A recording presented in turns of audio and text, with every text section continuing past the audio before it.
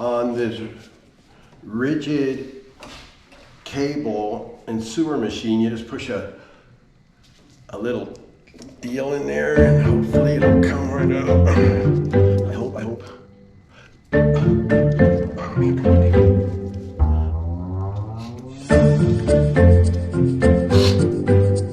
we go. So coming off like that, all right? And then we got us a couple. I got a pointy one and I got a smaller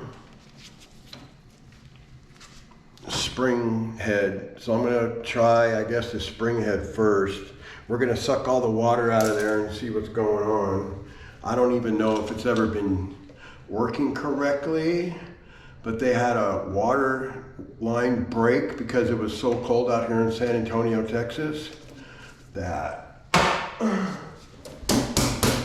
that's how we ended up here. That's how we got here, to repair the water line breaks.